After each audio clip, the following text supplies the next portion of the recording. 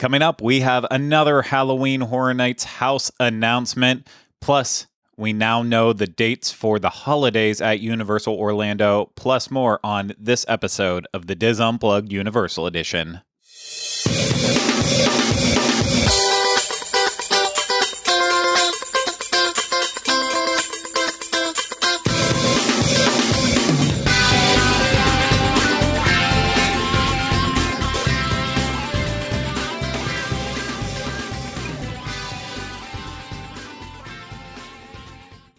Hello, everyone. Welcome to this week's episode of the DIS Unplugged Universal Edition. I am your host, Craig Williams, and today I am all by myself.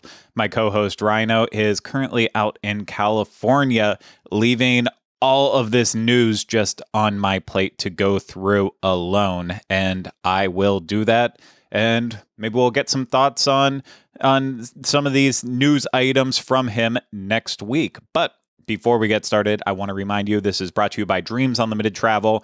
If you like our content, you want to support us, please consider booking your next vacation through Dreams Unlimited Travel. It costs you no extra money, and you get that world-class support from the Dreams Unlimited Travel agents.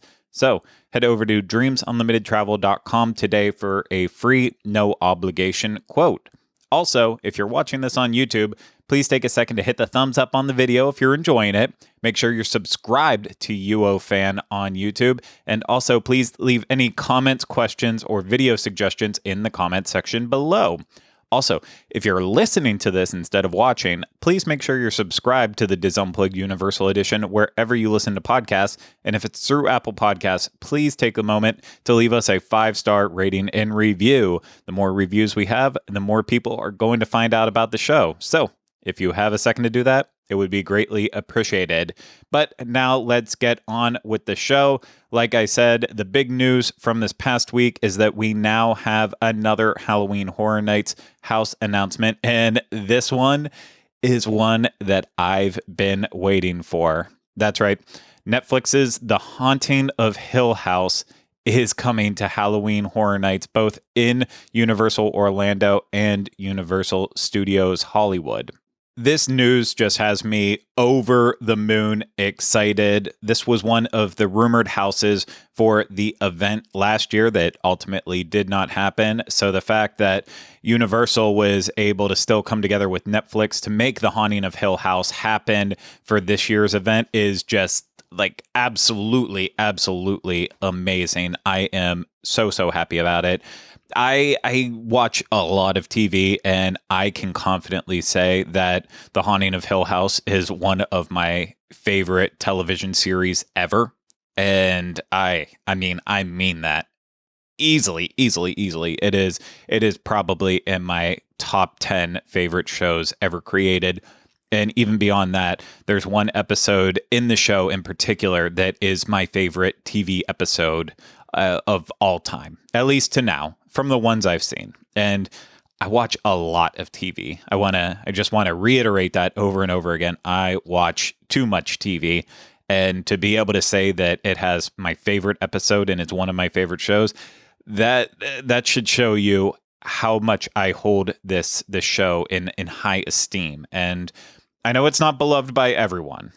And this is just my statement sitting here right now saying it. But if you haven't watched it, I think you should give it a shot. It's a loose adaptation based on the Shirley Jackson novel, The Haunting of Hill House. And it's very loose. If you want a more literal adaptation of the book, I would recommend checking out I think it's 1961, the Robert Wise adaptation of it. It might be 1963, but it's an iconic movie as well. And yeah, with the show, they take a lot of the names and port it over, but the plot is just completely different. In the show, it follows the Crane family, who are basically haunted by the Hill House while they are actually living there, but then they are still haunted by their memories of living in Hill House as they grow older with it. So kind of takes place over 2 different time periods, and that's about all I'm going to give away from it, because I really want you to actually sit down and watch it if you haven't. But the reason why I think it's actually worth watching beyond just, going to the house and experiencing it, is that it's not a straight horror show. It's not just going for the ghost story or the scares. It's actually a really, really impactful drama about a family dealing with grief. And it just so happens that it takes place in a haunted house partially and deals with hauntings. And there's ghosts and it's scary. There's some really scary moments in it, but more than anything, it is about the drama surrounding the family. And if you're kind of like shy away from stuff that's usually scary, maybe try giving it a shot from that perspective, and you'll be able to see it in a different light. My wife was not able to see it like that, even though I explained it to her many times. So take that advice with a grain of salt, because it's not long before you see the ghosts that they blatantly want you to see, and then some of the ones that are hidden all throughout the entire show. Apologize for the sound there. You didn't just get a Microsoft Exchange email. That was me, and sound is now off for that very reason. But yeah, the show is chock full of ghosts and scary moments, but it still all comes back to the grief of this one family. And I cannot wait to see it adapted into a Halloween Horror Nights house. Universal said that iconic scenes from the Netflix series will be featured throughout the maze, including the omni-powerful Red Room, the Heart of Hill House, and the infamous Hall of Statues, where deceptive powers overtake everyone who enters. Apparitions will appear around every corner, from William Hill, the tall man, whose towering stature overwhelms everyone he encounters, to the ghost in the basement, who feverishly crawls throughout the bowels of the house in search of his next victim, to the bent neck lady, whose disturbing scream and ghastly appearance invoke a constant state of unnerving dread. And when I watched The Haunting of Hill House the first time, the first thing I said to myself was, this house needs to be adapted into a Halloween Horror Nights house. It needs to be part of HHN. And I remember we did a rumors episode, not rumors maybe, but what we would like to see from Halloween Horror Nights and what we would hope for. And I believe I threw this one out there. Rhino went with another Netflix show, The Chilling Adventures of Sabrina, but I went with The Haunting of Hill House. And it feels like it should be a Halloween Horror Nights house. And I'm so happy that it's going to be. And we'll all get to experience it in Orlando for the first time, September 3rd on select nights through October 31st. And over in Hollywood, 2 complete different mazes based on the same subject, but 2 complete different mazes. The Hollywood Halloween Horror Nights will begin on September 9th and also run on select nights through October 31st. And we'll at least have coverage from the event in Orlando. Of course, not so sure about September in getting to Universal Studios Hollywood. If we can make it happen, you know what? We will definitely make it happen. But if we can't, oh well. But I'd like to get out and see their event, even though it seems like it's going to be not as great as it was. Well, see, this is where I'm going to start stumbling over my words, because the last time we went to Halloween Horror Nights in Hollywood, it was downright awful. And it seems like it might even be getting worse than what it previously was, which that would be really, really bad for that event. But still, I'll reserve all judgment on it until I get out there and see it once again. And hopefully I can for this one, because that's how much I really want to see The Haunting of Hill House. And if you really, really are wondering what Rhino's thoughts on this are, hopefully we'll get him to share a little bit from next week. But I know for a fact he still has not watched the show. I have been trying to get him to watch it now for years, and he still hasn't watched it. I know it's only been 2 years, but I've tried to tell him over and over and over again he needs to watch the show. So I know that he will now finally watch it, since there will be an HHN house based on it. But he doesn't, I can say flat out, he doesn't have an input on the show itself because he hasn't watched it, but I'm sure he's very excited for the house. But we'll just have to wait and see what he says next week. And we're going to move from one holiday into the next because that's what we do on this show. And it's a little bit of old news because last week we didn't release a news episode, just released. I don't remember what I released last week. Was it just a dining review? I have genuinely no idea. No, I already know. Now, last week was the roller coaster episode, and we pre-recorded that from a long time ago, so that's why there was absolutely no news in it. Because if it was a dining review, I would have threw in news, right? Right. Yeah, I would have threw in news. But let's go over some of the older news now, because why not? Let's talk more. And the news I want to bring up about is the holidays at Universal Orlando. The dates have been announced for 2021. The holidays will kick off on November 13th and will run 51 days and nights through January 2nd, 2022. And that is it in terms of details on the event. I know you might be saying, well, what can we expect? What will there be? And well, officially, we don't know anything, but I think it's pretty safe to assume that all of the favorites are going to be coming back, including Universal's Holiday Parade featuring Macy's that will most likely return in its full form now that Universal Superstar Parade is back and running through the streets of Universal Studios Florida. It makes no sense why they wouldn't have the holiday parade, so I'd expect to see the holiday parade. I'd also expect to see other big things over at Islands of Adventure. You have Grinchmas and the Hula Day Spectacular. I can't imagine Universal doing a Christmas season without Grinchmas, so expect that to be coming back.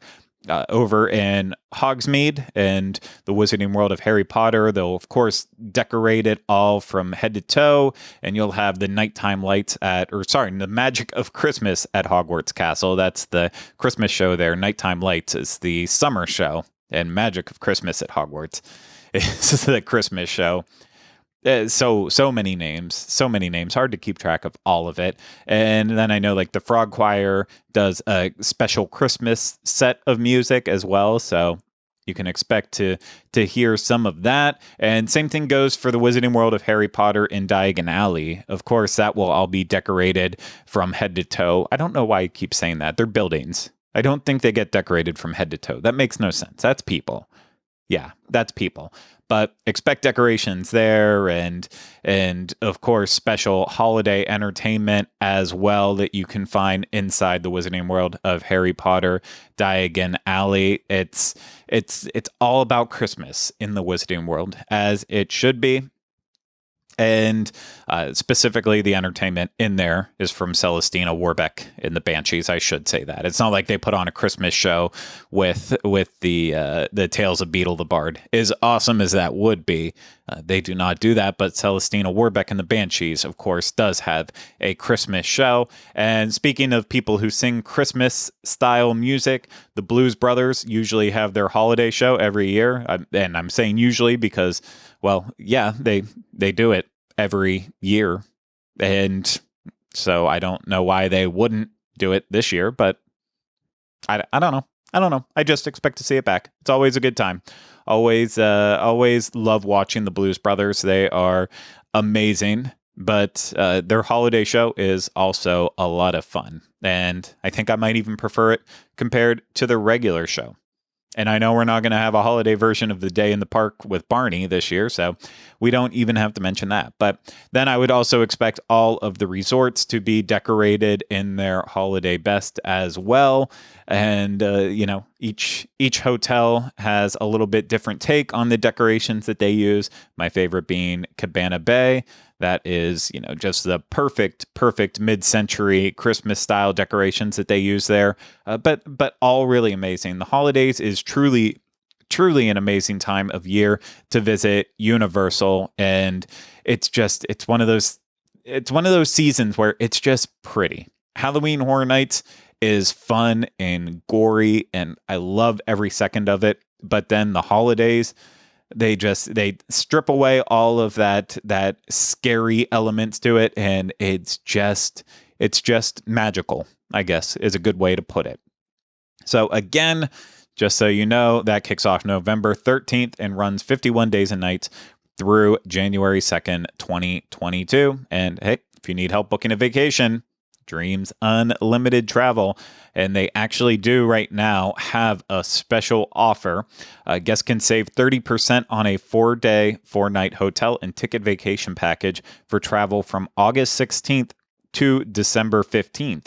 It's a limited availability offer, obviously, and it must be booked by September 8th. But that'll help you through the Halloween Horror Night season as well as through most of the holidays, not when it gets super busy and you probably don't want to be there anyways.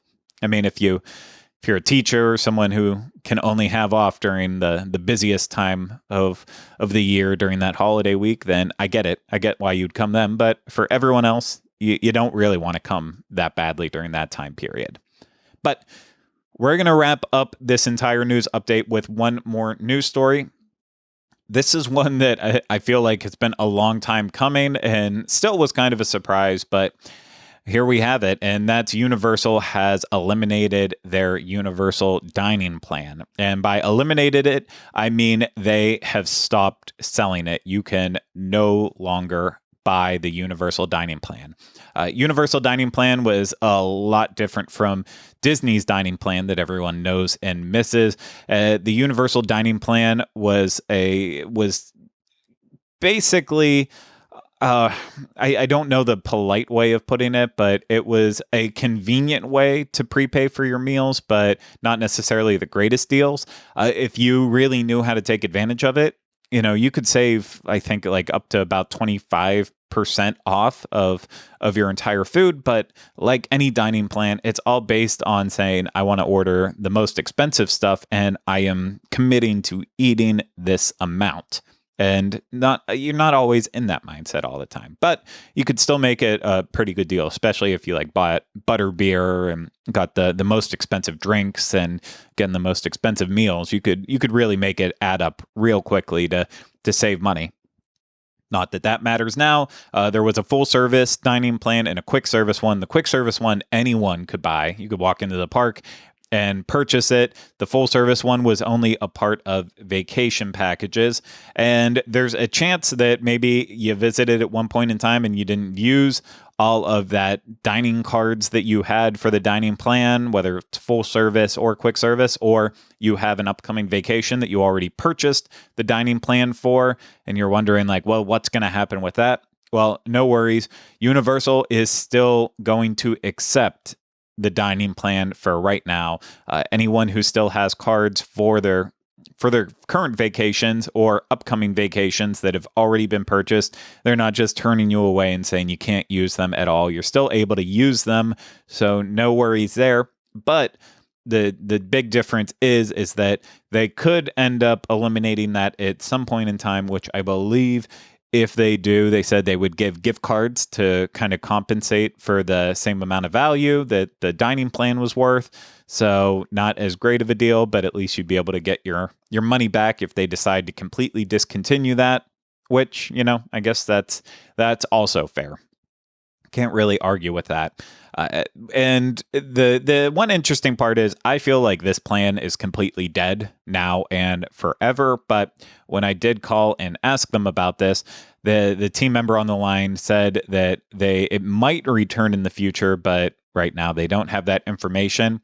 I feel like it's kind of strange to even get that response that it might return in the future. It seems like it's going to be gone.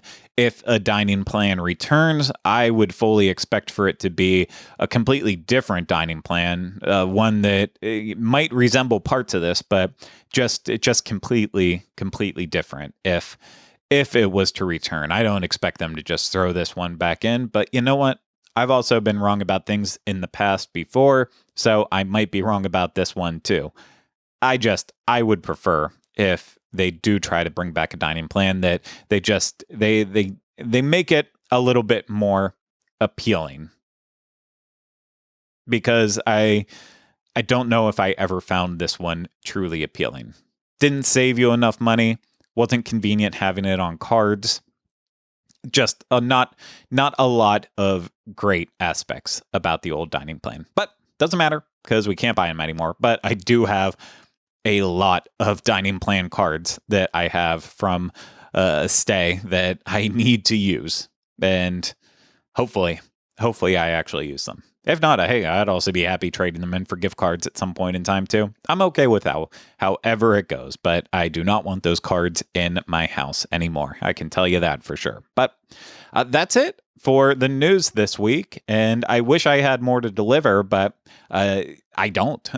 That's just the fact of it. I could talk about the fact that Universal is testing a new virtual line system once again, a complete different system from the last one that they were testing, doing it over at Hagrid's, but I haven't experienced it yet, so I don't want to talk about a new system that I haven't tried out. Good for them, always trying new things with the virtual line systems. I wish we could just get in the line and do it that way and not have virtual lines, but that's just my opinion on it. That's just my take. Even when I was lucky enough to be able to grab virtual line passes back when it was like really difficult for Hagrid's, it always just felt like, why can't we just get in line? Why can't we just get in line? And that's how I still feel about it. That's why I love going to ride Jurassic World Velocicoaster. No worrying about virtual lines or anything, just going to go get in line. And it's that easy and simple. So if I do go over and experience that sometime soon, I will report back on it if the test is even happening anymore. But yeah, that's why I'm not going completely in depth on that. And that's why this is now the end of this week's episode of the DIS Unplugged Universal Edition. Before I go, once again, if you like the content, you want to support us, please consider booking your next vacation through Dreams Unlimited Travel. Again, it costs you no extra money and it helps support us. So go get a free no obligation quote today at dreamsunlimitedtravel.com. Also, once again, please, if you're watching this on YouTube, hit the thumbs up if you enjoyed the video. Make sure to subscribe to UOFan and leave comments, questions, and show suggestions in the comment section below. And if you're listening to this, please make sure to subscribe and leave us 5 stars if it's through Apple Podcasts. But that's going to do it for this week's episode. I really hope you enjoyed it, and we'll see you again next week with another episode of the DIS Unplugged Universal Edition. Remember one thing, though. We still haven't changed the name.